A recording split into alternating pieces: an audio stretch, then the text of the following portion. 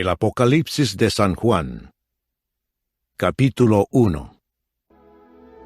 Yo, Juan, vuestro hermano, y copartícipe vuestro en la tribulación, en el reino y en la paciencia de Jesucristo, estaba en la isla llamada Patmos, por causa de la palabra de Dios y el testimonio de Jesucristo.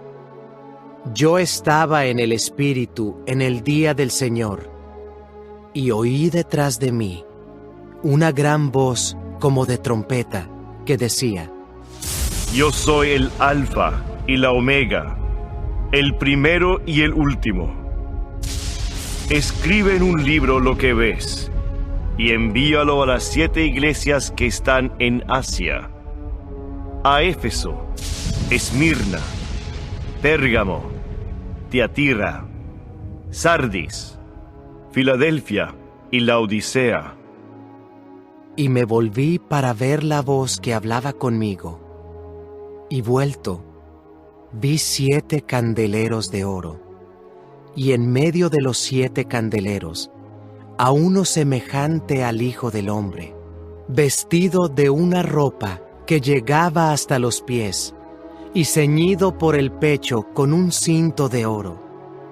Su cabeza y sus cabellos eran blancos, como blanca lana, como nieve, sus ojos como llama de fuego, y sus pies semejantes al bronce bruñido, refulgente como en un horno, y su voz como estruendo de muchas aguas. Tenía en su diestra 7 estrellas.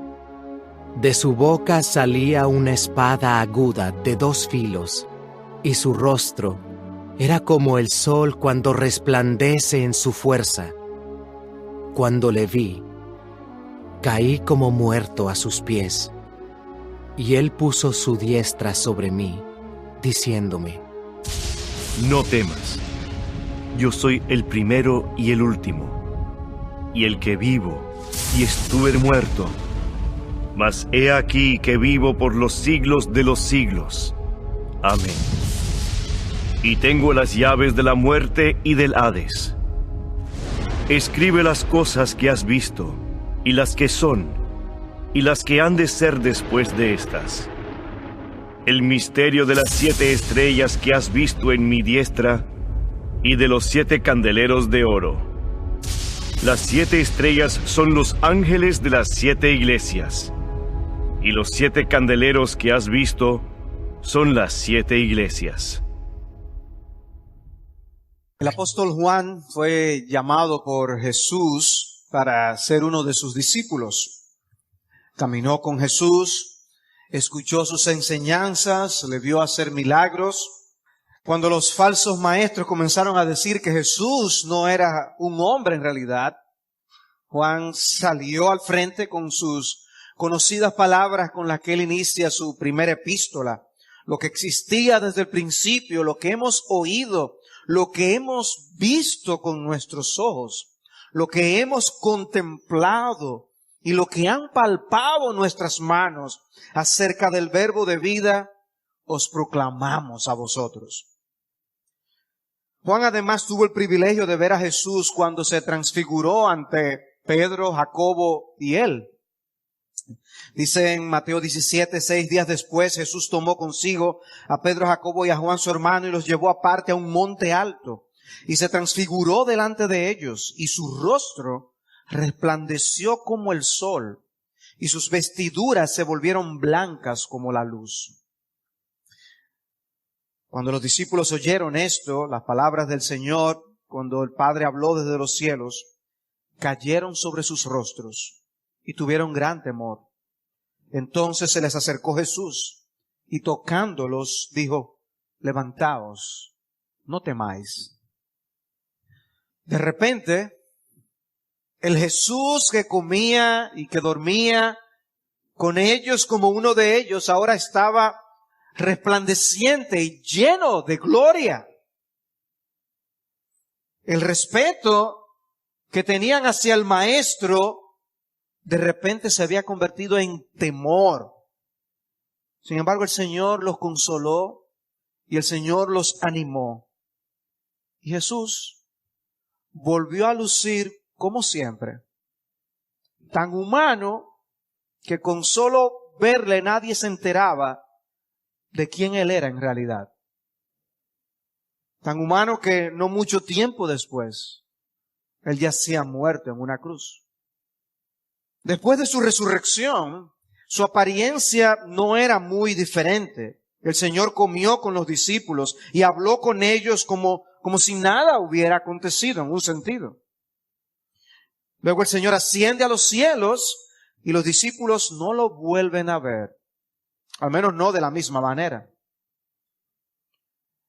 Y luego tenemos esta escena en Apocalipsis 1:9, que es lo que queremos estudiar con ustedes en la noche de hoy.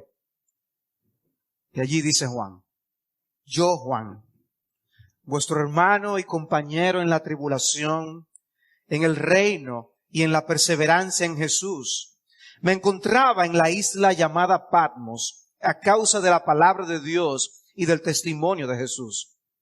Estaba yo en el Espíritu en el día del Señor y oí detrás de mí una gran voz como sonido de trompeta que decía: escribe en un libro lo que ves y envíalo a las 7 iglesias, a Éfeso, Esmirna, Pérgamo, Tiatira, Sardis, Filadelfia y Laodicea.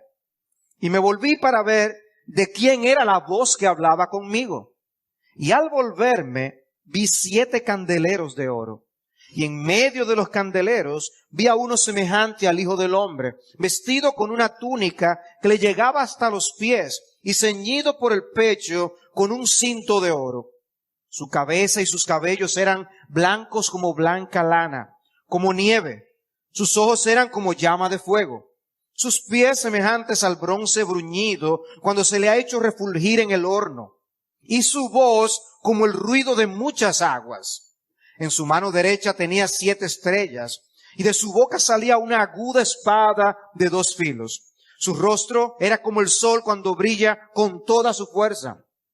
Cuando lo vi, caí como muerto a sus pies. Y él puso su mano derecha sobre mí, diciendo: no temas, yo soy el primero y el último, y el que vive, y estuve muerto, y he aquí, estoy vivo por los siglos de los siglos, y tengo las llaves de la muerte y del Hades.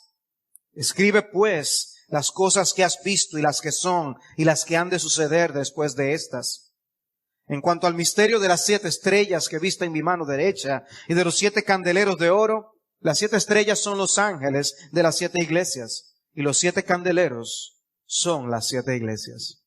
Esta fue la visión que Juan tuvo de Jesús. Primero tenemos el preámbulo de la visión en los versículos 9 al 11. El preámbulo. Cuando él dice: yo, Juan, vuestro hermano y compañero en la tribulación, en el reino y en la perseverancia en Jesús, me encontraba en la isla llamada Patmos a causa de la palabra de Dios y del testimonio de Jesús.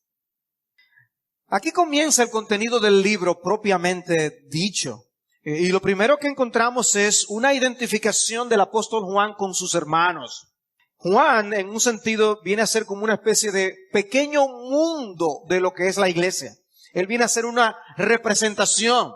Y él dice por eso: yo soy un copartícipe con ustedes de estas cosas. Soy hermano y compañero. Yo, vuestro hermano y compañero, copartícipe en la tribulación, en el reino y en la perseverancia en Jesús. Y lo que Juan les está diciendo es: yo estoy viviendo lo que ustedes están viviendo. Vuestra experiencia es mi experiencia también. Recuerden que ya nosotros hemos señalado que el libro fue escrito con el propósito de alentar a hermanos que estaban sufriendo tiempos difíciles, momentos de persecución. Y Juan lo está viviendo en carne propia. Estos 3 términos que menciona, compañero, copartícipe en tribulación, reino y perseverancia, son vocablos importantes en el libro. Hablamos de que precisamente el libro tiene la intención de consolar a hermanos que están pasando por estas aflicciones. Y son 3 términos interesantes donde coloca el término reino cuidado por 2 guardaespaldas, que son tribulación y perseverancia. Que de alguna manera la vida en el reino está caracterizada por la tribulación y la perseverancia que nos permite mantenernos en ese reino, en medio de dificultades. Pertenecer al reino de Dios va a implicar tribulaciones y va a demandar perseverancia para poder soportar esas persecuciones que el pueblo de Dios confronta. Porque, hermanos, cuando Dios nos salva, Dios nos traslada, nos da un cambio de ciudadanía y nos traslada de ser ciudadanos del mundo a ser ciudadanos del reino de los cielos. Como dice Pablo en Colosenses 1:13, nos trasladó al reino de su amado Hijo. Y ahora pertenecemos a un reino que sufre persecución. Pertenecer a ese reino acarrea persecución, de una manera o de otra. Fue Jesús que dijo en Juan 16:33, estas cosas os he hablado para que en mí tengáis paz. En el mundo tendréis tribulación. En el mundo tendréis tribulación. Pero confiad, yo he vencido al mundo. Y esta perseverancia que él menciona aquí es la idea de uno permanecer firme bajo presión, manteniendo la confianza en Dios y no descuidando lo que es nuestro compromiso y fidelidad a Cristo. En Romanos 12:12 Pablo dice que debemos gozarnos en la esperanza, estar dedicados a la oración, pero en el medio de esas dos cosas dice, perseverando en el sufrimiento. La perseverancia en el sufrimiento es una de las marcas del pueblo de Dios y una de las exhortaciones que recibimos en el Nuevo Testamento. Y Apocalipsis es precisamente un elemento de estímulo en medio de la aflicción. Apocalipsis sirve de estímulo para hermanos que están pasando por tribulación. Cuando Pablo le escribe a los tesalonicenses, los hermanos de Tesalónica también estaban experimentando momentos difíciles. Y él les dice, yo les envío a ustedes a Timoteo. ¿Y saben para qué? Para que él les aliente a ustedes. Porque el hermano que está pasando por aflicción, por tribulación, por persecución, necesita aliento. Nos podemos descorazonar fácilmente. Y él le dice, y enviamos a Timoteo, nuestro hermano y colaborador de Dios en el Evangelio de Cristo, para fortaleceros y alentaros respecto a vuestra fe, a fin de que nadie se inquiete por causa de estas aflicciones, porque vosotros mismos sabéis que para esto hemos sido destinados.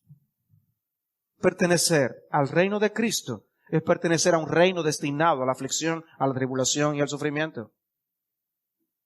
Y es por eso que en el libro de Apocalipsis encontramos frases como esta: sé fiel hasta la muerte y yo te daré la corona de la vida. Puede que nos lleve aún a morir por causa de Cristo. El pastor Leopoldo oraba por esos hermanos que están siendo perseguidos. Es una realidad que en el siglo XXI ha habido más persecución contra el cristianismo que en cualquier otra época. Nosotros no vivimos en ese ambiente. Pero hermanos, nosotros no podemos asumir que estaremos viviendo en la paz que disfrutamos para siempre. El reino de Dios está siendo atacado de muchos frentes. Y las libertades que gozamos no necesariamente estarán allí mañana. El punto es si mantendremos el testimonio de Cristo levantado en alto. A eso llama el libro de Apocalipsis. A esa fidelidad, ser fiel hasta la muerte. ¿Desde dónde escribe Juan? Me encontraba en la isla llamada Patmos a causa de la palabra de Dios y del testimonio de Jesús. Él estaba en Patmos, esa isla llamada Patmos, y hablando del lugar, un escritor dijo que colocar a alguien allí era una acción calculada a deprimir. Hay lugares que uno se lo imagina, solo imaginarse que uno va para allá la semana que viene, llena de gozo a la persona. Voy a estar allí en la playa, voy a estar allí disfrutando tal cosa. Bueno, si alguien le decía, mira, te voy a soltar en Patmos, eso era calculado para deprimir a cualquiera. Había poca vegetación, era un lugar pedregoso, era tierra volcánica, donde se formaban cuevas, posiblemente en medio de una cueva era que estaba resguardado Juan. Y los presos allí tenían que aprender a cobijarse y alimentarse por ellos mismos. Era una especie de prisión en una isla de 12 kilómetros por 8 kilómetros. Se cree que Juan duró allí 1 año y medio en ese lugar. Y no estuvo allí por malhechor. Estuvo allí por servir al Señor con fidelidad, por predicar el Evangelio. Y la edad de Juan era un anciano de más de 90 años. Dice, él estaba yo en el Espíritu en el día del Señor. Él dice, yo estaba en la isla llamada Patmos, pero estaba en otro lugar, estaba también en el Espíritu en el día del Señor. En el Espíritu. Algunos piensan que Juan experimentó una especie de éxtasis, como el que el libro de Hechos menciona que experimentó Pedro en Hechos 10 o Pablo en Hechos 22. Y sea eso o no, es muy probable que la frase sí está hablando de que lo que estaba sucediendo era algo controlado por el Espíritu Santo. Una expresión en el Espíritu que se usa 3 veces más en el libro de Apocalipsis. Y la idea que siempre transmite es ese control en todos los momentos que he citado. Pero algo que llama la atención, hermanos, es que es posible estar en Patmos y en el Espíritu al mismo tiempo. Es posible estar en Patmos, en un lugar de aflicción, sufrimiento, persecución, pero estar en el Espíritu también al mismo tiempo. Físicamente en Patmos, espiritualmente en el Espíritu. Y esa frase, el día del Señor, algunos piensan que tiene referencia escatológica al día del Señor escatológico. Personalmente no pienso lo mismo. Las dos expresiones en el griego son diferentes. Y yo creo que aquí se está haciendo referencia al primer día de la semana, el día de la resurrección del Señor, que pasó a ser el día de adoración de la iglesia, según el ejemplo que encontramos tanto en Hechos como en 1 Corintios 16:2. El punto es que Juan, desterrado, no tenía el privilegio de reunirse con el pueblo de Dios. Pero el Señor le llevó el lugar de adoración a la isla. Y en el Espíritu, él pudo ver estas cosas que hoy vamos a estar viendo en Apocalipsis capítulo 1. Un privilegio que Dios le dio, una adoración sin igual en aquel día. Se mencionan también las 7 iglesias. Las 7 iglesias a las que Juan le tiene que escribir. Y quiero mostrarles un mapa. Él menciona los nombres de las 7 iglesias a las que le escribe este libro, ¿no? Y si ustedes pueden ver, de la isla de Patmos hay una flecha que es de donde sale el contenido del libro.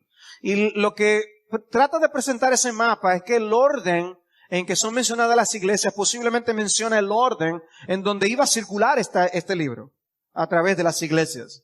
Posiblemente ese era un camino que recorría ese mismo orden.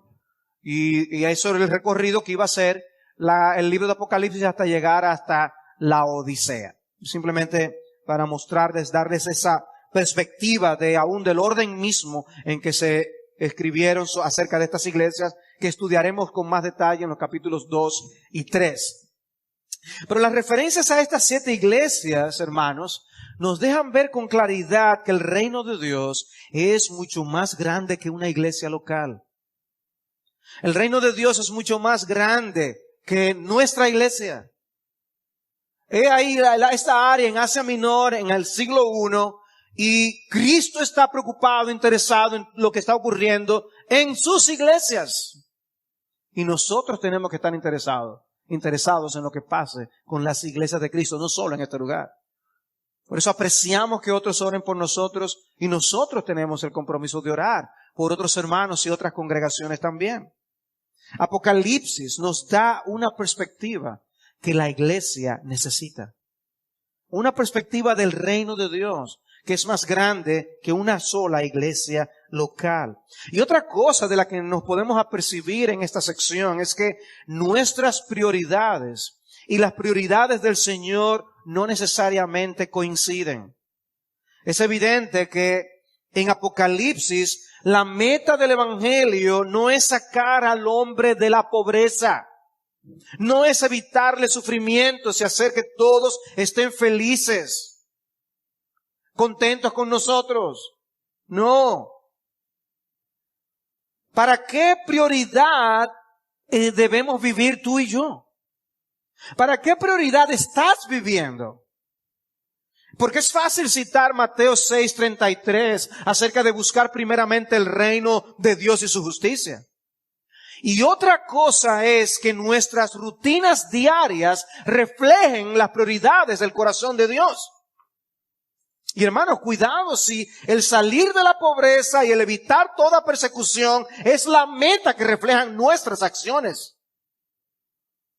Porque esa no es la meta de Dios. Podemos tener una buena confesión de fe y sin embargo vivir como si siguiéramos el evangelio de la prosperidad. Aquí nosotros tenemos el caso al autor humano Juan, exiliado en una isla a donde envían a los despreciados. Y él está diciendo, yo me uno a ustedes, mis amados hermanos, en la experiencia de tribulación. Un atribulado escribiendo a atribulados. De eso se trata Apocalipsis. ¿Cuál es nuestra prioridad? Porque sin darnos cuenta podemos tergiversar la naturaleza de la vida cristiana como la palabra de Dios lo presenta. Y como Juan, nosotros tenemos que ser partícipes en la tribulación, en el reino y en la perseverancia en Jesús. El que piensa vivir piadosamente padecerá persecución. Pero ese es el preámbulo de esta visión que tuvo Juan. Él está, esto es lo que yo soy para ustedes, esto es lo que yo estoy escribiendo, estas eran las circunstancias en las que yo me encontraba cuando escribo. Y él ahora pasa a describirnos la visión del Hijo del Hombre.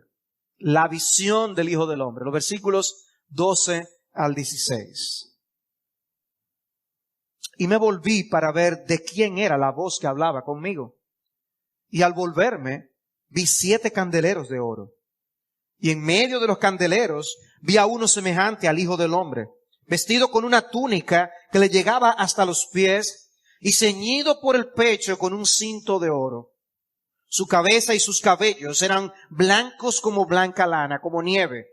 Sus ojos eran como llama de fuego. Sus pies semejantes al bronce bruñido cuando se le hace refulgir en el horno. Y su voz como el ruido de muchas aguas. En su mano derecha tenía 7 estrellas y de su boca salía una aguda espada de 2 filos. Su rostro era como el sol cuando brilla con toda su fuerza. Es una visión. Y ustedes pueden ver que hay un énfasis en esta sección. El versículo 12 dice, me volví para ver. Vi 7 candeleros. El versículo 13 dice, vi a uno semejante al Hijo del Hombre. En el versículo 17, cuando lo vi, caí como muerto. En el versículo 19, escribe las cosas que has visto. Y en el versículo 20, las estrellas que viste. Hay un énfasis en lo que Juan vio. Es una visión. Cómo Dios se revelaba muchas veces en el antiguo pacto. Y hoy mismo lo vimos en la lectura del libro de Daniel, en la lectura continuada. Me volví para ver de quién era la voz que hablaba conmigo. Él había escuchado la voz, ahora él se vuelve para ver quién habla conmigo. Y al volverme, vi 7 candeleros de oro. Y en medio de los candeleros, a uno semejante al Hijo del Hombre. Más adelante vemos que los 7 candeleros de oro son las 7 iglesias. Es una información sumamente importante. La imagen es una que nos recuerda la misión de la iglesia, porque un candelero iluminaba. El candelero es luz y la iglesia es llamada a ser luz en el mundo que está en tinieblas. Nosotros debemos resplandecer como luminares en el mundo. Filipenses 2:15. Pablo le dice, esto es exhortación a la iglesia. Ilumina. Estamos para iluminar. Debemos vivir como hijos de luz. Hay una vida que corresponde a aquellos que pertenecen a la luz, que siguen la luz de Cristo. Dice un autor, Juan vio a las iglesias locales representadas en los candelabros que son figura de unidad en la diversidad. Un candelabro con varios brazos luminosos que alumbran en un lugar oscuro. Fíjense, habla de la unidad porque esos candelabros tenían varios brazos, pero estaban unidos, eran juntos, ¿no? Y dice así también, cada iglesia local es una unidad espiritual como cuerpo, pero formada por una diversidad de creyentes unidos todos ellos en Cristo Jesús. Ahora, no era un solo candelabro, eran 7. Eran 7 iglesias. Y el Cristo está en medio de las 7 iglesias. No en una de ellas. En sus iglesias. Venga, hay una unidad que se está promoviendo aquí. Ahora, hermanos, debemos reflexionar en esto. ¿Dónde está Cristo? Viendo el escenario en que se encontraban esas iglesias en el siglo I, con todas las pruebas y las persecuciones, ¿dónde está Cristo? Seguimos la historia y llegamos a esos momentos cruciales en los que la iglesia tuvo que esforzarse enormemente para definir doctrinas y protegerse de las falsas enseñanzas. ¿Y dónde estaba Cristo? Cuando se diseminaba el error. Llegamos a la Edad Media, un periodo de tanta oscuridad, las iglesias llenas de tradiciones y ritos huecos. ¿Dónde está Cristo? Se levanta la Reforma, cuánta oposición. Lutero tuvo que ser protegido. En Inglaterra muchos fueron llevados a la hoguera. Los puritanos tuvieron que salir hacia el Nuevo Mundo. ¿Dónde estaba Cristo? El racionalismo y el escepticismo impera. Teorías como la teoría de la evolución son recibidas con los brazos abiertos. Luego el liberalismo. Iglesias que dejan de predicar el evangelio y lo sustituyen con un mensaje político de liberación. ¿Dónde está Cristo? El islamismo dificulta la penetración del evangelio en algunas regiones del mundo. El budismo y el hinduismo mantienen a millones de almas en tinieblas. Y mientras tanto la iglesia es atacada por todos los frentes. El mundo penetra dentro de las iglesias. Se hace cada vez más difícil distinguir a la iglesia del mundo. La revolución sexual parece volver la sociedad de cabeza. ¿Dónde está Cristo? Y aquí tenemos la respuesta. Cristo está en medio de los 7 candeleros de oro. Cristo está en su iglesia. En todas las épocas, Cristo ha estado con su pueblo, con su iglesia. Después de todos estos siglos de batalla, la iglesia sigue en pie, porque Cristo vive y reina en medio de su pueblo. Y no importa cuán oscuro se torne el momento, Cristo está en su trono. La iglesia continuará hasta la segunda venida, porque el Hijo del Hombre está en medio de su pueblo. Y nosotros tenemos la encomienda de ir por el mundo y predicar el evangelio, porque Él dijo, yo estoy con vosotros todos los días hasta el fin del mundo. Y es eso lo que lleva a esas almas como tú y como yo a ir a lugares que son rincones en el mundo, difíciles, para llevar el evangelio de Cristo a esas almas que también son la imagen de Dios. Como tú y como yo, para que conozcan del Salvador. ¿Y qué les impulsa y qué les sostiene en medio de tantas dificultades? Cristo está en medio de los 7 candeleros de oro. Yo estoy con vosotros todos los días hasta el fin del mundo.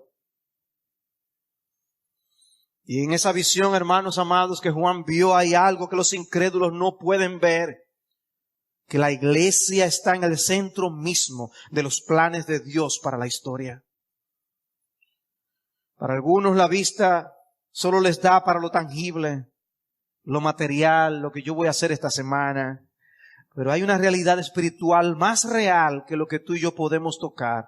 Hay una batalla espiritual de la que el hombre no está apercibido. Una batalla que determina la eternidad de millones. Pero esos millones al mismo tiempo están ajenos a eso. Y es una guerra que la gana el Señor y lo hace a través de su pueblo. A través de gente como tú y como yo. Y en medio de los candeleros, vi a uno semejante al Hijo del Hombre. Y aquí nos encontramos con una descripción de lo que Juan vio. Escuché a Sinclair Ferguson hacer la siguiente pregunta.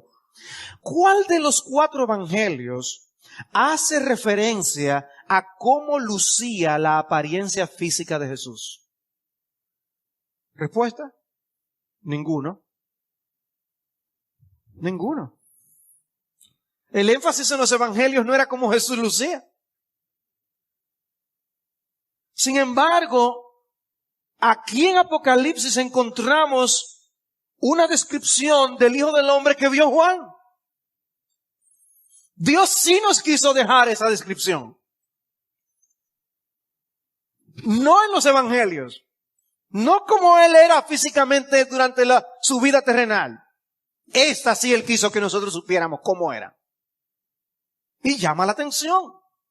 Y es ahí cuando se dice que Él estaba vestido con esa túnica, lo que ocurría con sus cabellos, cómo eran sus pies, cómo era su voz. Y yo les recomiendo leer Daniel 10, donde hay muchas de las frases que utiliza Juan aquí en Apocalipsis 1 son usadas en el Daniel 10 para describir la visión que Daniel allí tuvo. Vestido con una túnica que le llegaba hasta los pies y ceñido por el pecho con un cinto de oro. Su vestimenta parece enfatizar un rol sacerdotal. Jesús es el sumo sacerdote que traspasó los cielos como nuestro precursor. Su cabeza y sus cabellos eran blancos como blanca lana, como nieve. Como ya yo les he mostrado, Juan toma expresiones de los profetas y una vez más de Daniel 7. Daniel 7:9 dice, seguí mirando hasta que se establecieron tronos y el anciano de día se sentó. Su vestidura era blanca como la nieve y el cabello de su cabeza como lana pura. Su trono llamas de fuego y sus ruedas fuego abrasador. El anciano de días, esta figura del anciano de días y del cabello blanco habla de madurez y de experiencia. Y a diferencia de lo que ha sucedido en nuestra generación, en la que la ancianidad es vista con menosprecio, en la cultura de los tiempos bíblicos había un gran respeto por las canas. Y se describe al anciano de días. Sus ojos eran como llama de fuego. Eso parece como de las películas. Pero imagínense que usted se encuentra con alguien que tenga los ojos como llama de fuego. Usted se siente como desnudo. ¿Me puede leer los pensamientos? Dice un autor, los ojos emitían destellos como llama flameante. Esa figura trata de poner de relieve la penetración de la mirada escudriñadora del Señor. Están haciendo referencia a una vista clara y penetrante.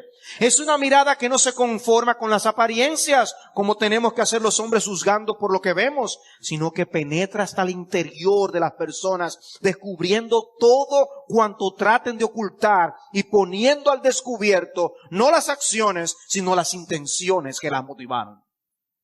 El Señor conoce al dedillo el alma de cada uno de nosotros.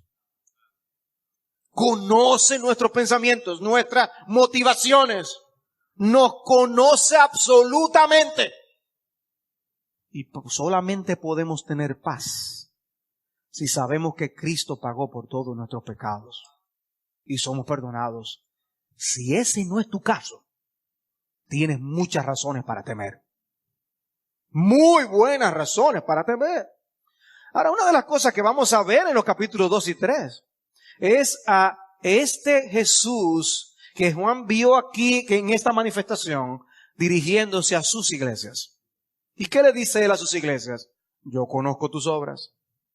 El Cristo cuyos ojos son como una llama de fuego puede escribir a las iglesias y decirle, yo conozco tus obras.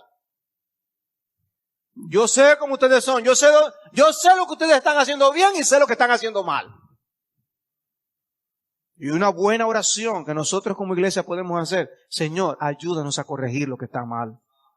Ayúdanos a arrepentirnos de nuestros pecados. Ayúdanos a corregir lo deficiente. Porque el Señor lo sabe. Sus pies semejantes al bronce bruñido cuando se le ha hecho refulgir en el horno. Ese bronce es símbolo de juicio.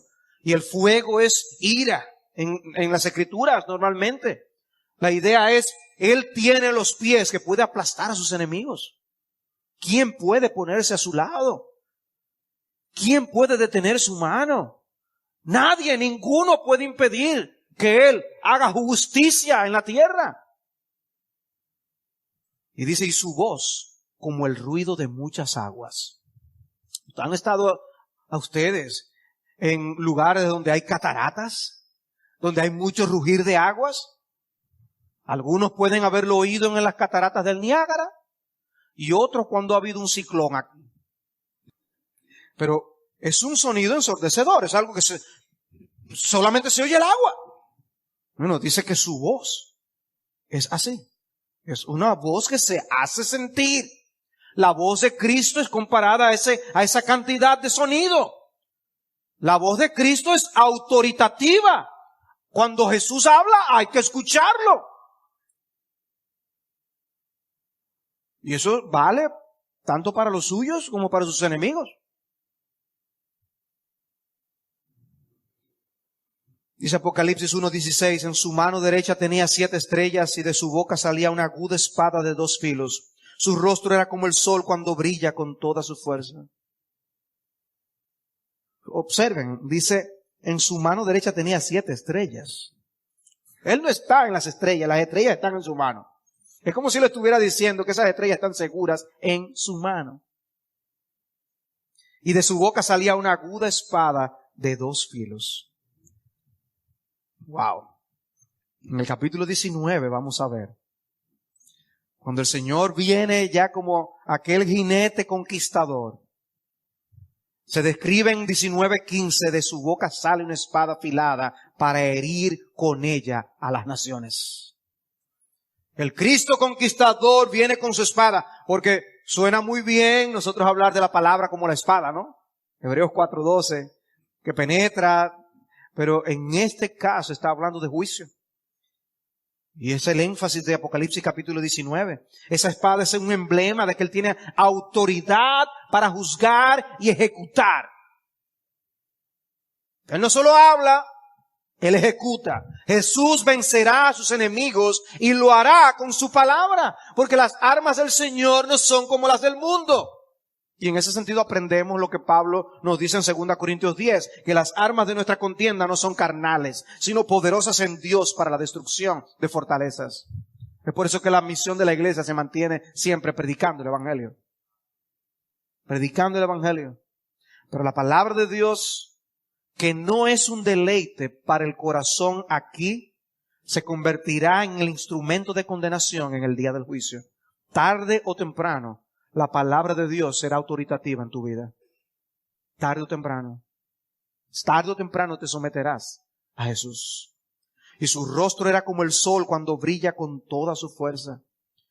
Cito al autor Samuel Pérez Millos, cuyo comentario no comparto en su visión escatológica en todos los puntos, pero tiene algunos señalamientos muy interesantes. Dice él, dice Juan, que el aspecto del Señor era glorioso, luminoso, resplandeciente, brillante, semejante a lo que produce cuando se ve el sol del verano al mediodía en toda su intensidad.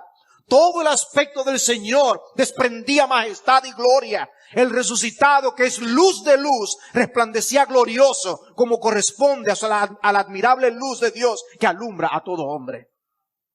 Ese es nuestro Cristo. Y en un mundo hostil al Evangelio, ese es el Cristo que necesitamos escuchar. Estar conscientes que Él es nuestro Salvador. Ese que se describe aquí en Apocalipsis capítulo 1, donde podemos ver la magnificencia de aquel que nos llamó. Juan mismo, que lo ha contemplado de cerca, él está asombrado. Y nosotros también debemos cultivar esa actitud de asombro, porque Él es nuestro Señor. Su humanidad mantuvo velada su gloria cuando Él estuvo en la tierra. Y es como si el velo le hubiera sido quitado para ver quién es Jesús en realidad. Y nosotros tenemos que verlo por la fe. Y cuando estudiemos los capítulos 2 y 3 y los mensajes de las 7 iglesias, veremos cómo el Señor vuelve a presentar algunos de los rasgos del capítulo 1 en cada uno de los mensajes de las 7 iglesias. Porque las iglesias tenemos que mantenernos apercibidos del Cristo al que servimos. Nuestro Cristo es un Cristo glorioso. Es un Cristo resucitado. Y eso nos lleva a la reacción que tuvo Juan. Versículos 17 y 18. La reacción de Juan ante la visión. Cuando lo vi, caí como muerto a sus pies. Y Él puso su mano derecha sobre mí diciendo, no temas, yo soy el primero y el último, y el que vive y estuve muerto, y he aquí que estoy vivo por los siglos de los siglos, y tengo las llaves de la muerte y del Hades. ¿No nos recuerda esto la experiencia de Isaías? En Isaías capítulo 6. Entonces dije, ay de mí, porque perdido estoy, pues soy hombre de labios inmundos, y en medio de un pueblo de labios inmundos habito, porque han visto mis ojos al Rey, el Señor de los ejércitos. ¡Ay de mí, que soy muerto!, como traduce la Reina Valera. Y cuando el Evangelio de Juan explica esa experiencia en Juan capítulo 12, hace la aclaración. Esto dijo Isaías porque vio su gloria y habló de él, de Jesús. Isaías, cuando ve la gloria de Jesús, del Hijo de Dios, dice: yo soy un hombre muerto. Soy un hombre muerto. O sea que Isaías vio esa gloria que ahora Juan está viendo. ¿Ven entonces lo sospechoso de la gente que habla que se les apareció Jesús? En Éxodo capítulo 3, Moisés no quiso ni alzar sus ojos porque tenía miedo de mirar a Dios. En Josué capítulo 5, Josué queda postrado en tierra. Daniel quedó angustiado de espíritu en Daniel 7. Ezequiel 1 nos dice que el profeta cayó rostro en tierra. Cuando Pablo vio al Señor camino a Damasco, según Hechos capítulo 9, quedó 3 días ciego y no quería comer. Y la gente nos dice: oh, mira, yo vi a Jesús, yo estuve hablando con él.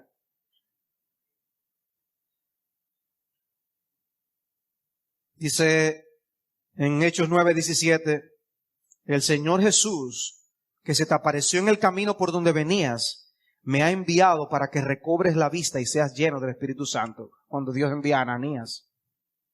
Y Pablo habla de sí mismo como uno de aquellos que tuvieron el privilegio especial de ver a Jesús resucitado, que era uno de los requisitos para ser apóstol, según Hechos capítulo 1. Y él dice, luego escribiendo a los Corintios en 1 Corintios 15, al último de todos, como a uno nacido fuera de tiempo, se me apareció también a mí. Se me apareció también a mí. Y lo que él vio está allí en las Escrituras. Él quedó como quedó. Y luego también le escribe en el capítulo 9, 1 Corintios, y dice: yo no soy apóstol, no he visto a Jesús nuestro Señor. Pablo vio al Señor. Estas fueron estas manifestaciones que tenemos en el Nuevo Testamento. Ahora, ¿fue correcta la reacción de Juan? Juan dice: yo cuando lo vi, caí como muerto. ¿Fue correcta su reacción? Hubo otra ocasión en la que Juan reaccionó de manera similar y fue reprendido. En Apocalipsis 19:6 dice: yo oí como la voz de una gran multitud, como el estruendo de muchas aguas y como el sonido de fuertes truenos que decía: aleluya, porque el Señor nuestro Dios Todopoderoso reina. Regocijémonos y alegrémonos y démosle a Él la gloria, porque las bodas del Cordero han llegado y su esposa se ha preparado. Y a ella le fue concedido vestirse de lino fino, resplandeciente y limpio, porque las acciones justas de los santos son el lino fino. Y el ángel me dijo: escribe, bienaventurados los que están invitados a la cena de las bodas del Cordero. Y me dijo: estas son palabras verdaderas de Dios. Entonces caí a sus pies para adorarle. Otro momento donde Juan queda sobrecogido. Y él me dijo: no hagas eso. Yo soy consiervo tuyo y de tus hermanos que poseen el testimonio de Jesús. Adora a Dios, pues el testimonio de Jesús es el espíritu de la profecía. Pero cuando Juan hizo lo que hizo en el capítulo 1, no recibió ninguna reprensión, porque su reacción fue correcta y apropiada. Esa reacción al ver al Cristo de gloria es apropiada. Cristo no lo reprendió por eso, porque Cristo merece adoración. Ahora, no podemos obviar un elemento muy importante en el texto. En la segunda mitad del versículo 17 dice: y él puso su mano derecha sobre mí, diciendo: no temas, yo soy el primero y el último, y el que vive y estuve muerto, y aquí estoy vivo por los siglos de los siglos.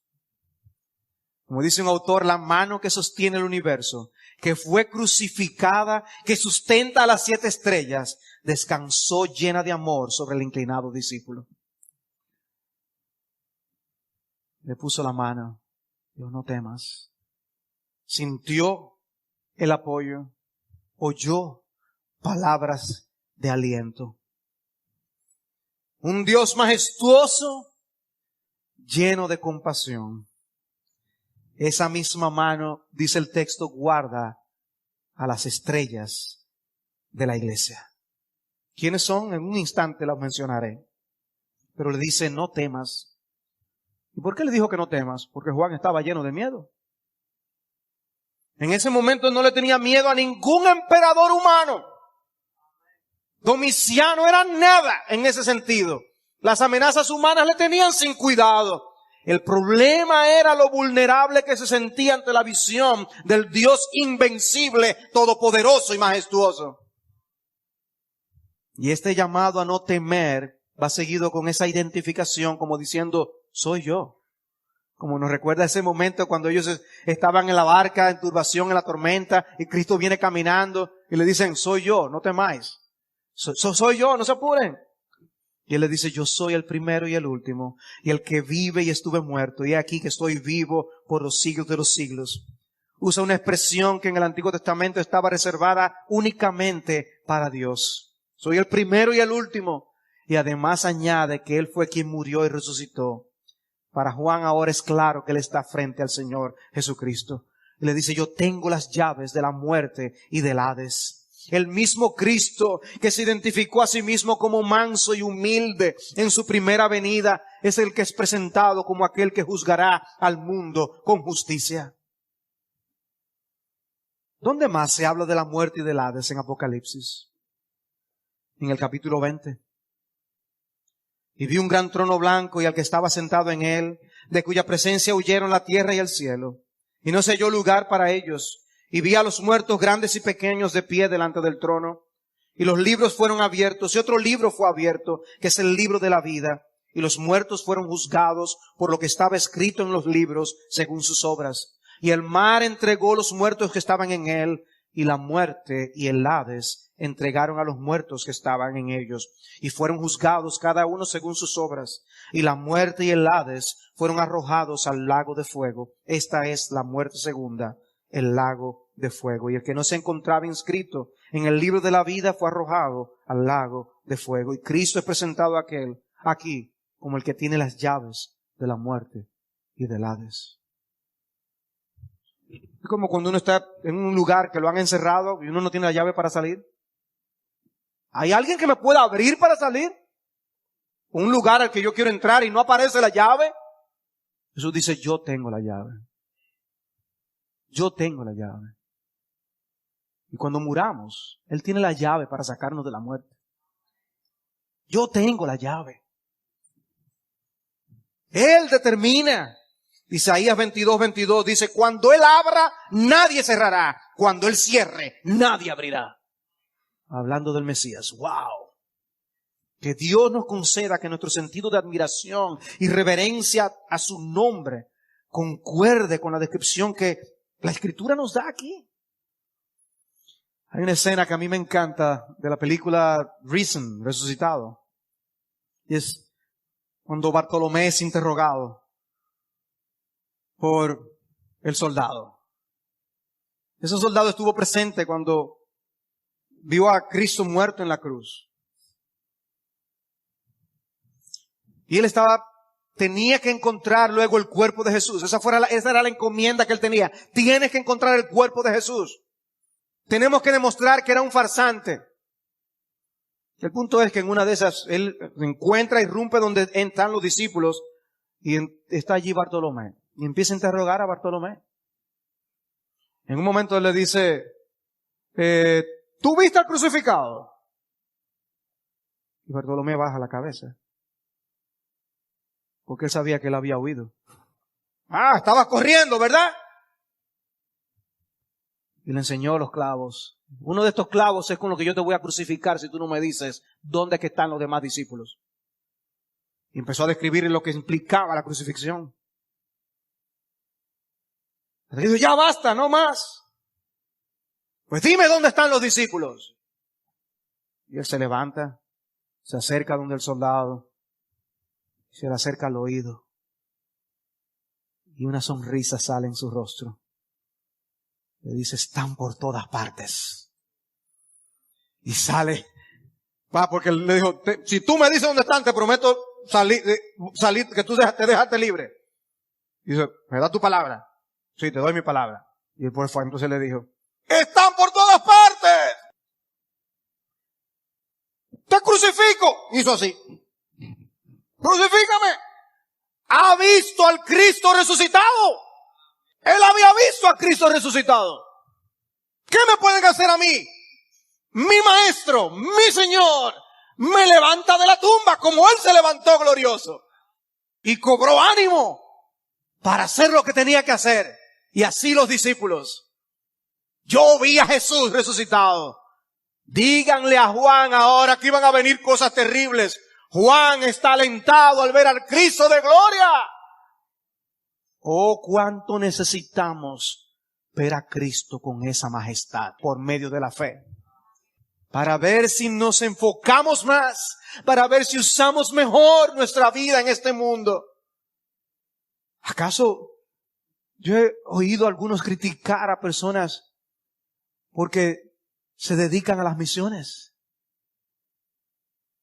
Como si estuvieran cometiendo un acto de locura. Yo les digo, amados hermanos, que cuando lleguemos al reino eterno, allí se va a ver qué es lo que vale de verdad. Y el dedicarnos a qué es que vale la pena. Lo que debemos es alentar a esos hermanos que están dispuestos a hacerlo. Y Cristo se aparece a Juan y le dice, escribe Juan. Yo quiero que mi pueblo sepa quién yo soy y que yo gobierno en las naciones y que tengo la historia de este mundo en mis manos y que yo he decidido utilizar a mi pueblo para llevar a cabo la misión. Y yo estoy en medio de los 7 candeleros de oro para que esa misión se cumpla. Y el capítulo concluye con el libro de Apocalipsis. Le dice en el versículo 19 y 20 que Apocalipsis es el fruto de esta visión. Escribe pues las cosas que has visto y las que son, y las que han de suceder después de estas. Apocalipsis es el resultado de esta visión que Juan tuvo. Y luego en el versículo 20, Juan parece darnos una información muy clarificadora. Dice, en cuanto al misterio de las 7 estrellas que viste en mi mano derecha y de los 7 candeleros de oro, las 7 estrellas son los ángeles de las 7 iglesias y los 7 candeleros son las 7 iglesias. Y cuando uno oye esa explicación, uno está supuesto a decir, bueno, ahora sí está claro. ¿Seguro? ¿Quiénes son los ángeles de las 7 iglesias? Es difícil estar seguro más allá de toda duda. Aun cuando el libro de Apocalipsis nos lo está explicando, es difícil decirlo a ciencia cierta. Yo le puedo dar mi parecer. Algunos piensan que se está hablando de que hay ángeles, seres angelicales. Es la forma más usual en la que se usa el término en todo el Nuevo Testamento. Sin embargo, a pesar de que dentro de la literatura profética los ángeles son usados y mencionados, como aparece en el libro de Daniel, creo que me hace más sentido pensar que estos ángeles son los mensajeros de las iglesias, que luego son mencionados en las cartas de Apocalipsis 2 y 3, son los líderes de las iglesias. Porque ¿para quiénes eran estas cartas de las iglesias? ¿Para ángeles, seres angelicales, espirituales y simplemente? ¿O quería que esto llegara a las 7 iglesias locales físicas que estaban allí? Yo creo que eran para que los hermanos conocieran estas cosas. Y me hace más sentido que eso era así. Si estas iglesias, estas cartas eran enviadas, entregadas a los líderes de las iglesias que estaban allí. Ahora hay un punto por el que yo preferiría que fuera así.